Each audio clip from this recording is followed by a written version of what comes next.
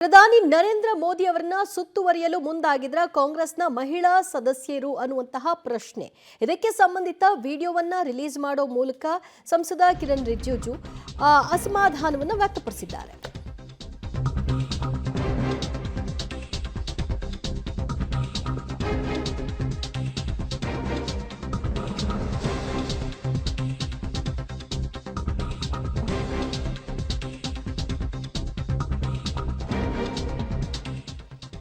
ಜನವರಿ 4ರಂದು ಸಂಸತ್ನಲ್ಲಿ ನಡೆದಿದ್ದಂತಹ ಘಟನೆಗೆ ಸಂಬಂಧಿತ ವಿಡಿಯೋವನ್ನ ರಿಲೀಸ್ ಮಾಡಲಾಗಿದೆ.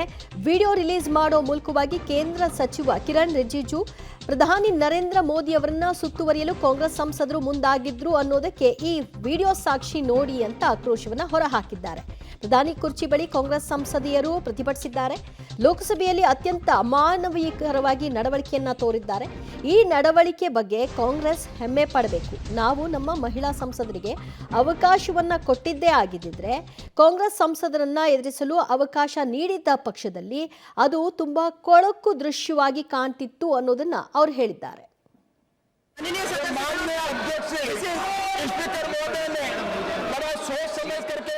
दलित व्यक्ति को और कल उनको सभापति का मौका दिया, लेकिन कांग्रेस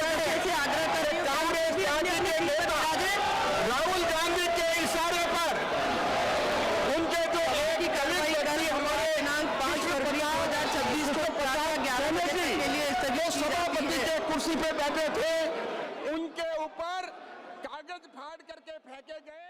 ಎರಡು ವಿಡಿಯೋವನ್ನ ರಿಲೀಸ್ ಮಾಡಿದ್ದಾರೆ. ಈ ಮೂಲಕವಾಗಿ ಕಾಂಗ್ರೆಸ್ನ ಮಹಿಳಾ ಸಂಸದರ ನಡವಳಿಕೆ ಹೇಗಿತ್ತು, ಅದು ಪ್ರಧಾನಿ ನರೇಂದ್ರ ಮೋದಿ ಅವರ ಕುರ್ಚಿಯ ಬಳಿ ಅವರು ತೋರಿದಂತಹ ನಡವಳಿಕೆ ಏನಿದೆ ಇದು ಬಹಳ ಅಸಹ್ಯಕರ ಅನ್ನುವಂತಹ ಟೀಕೆಯನ್ನ ಮಾಡಿದ್ದಾರೆ.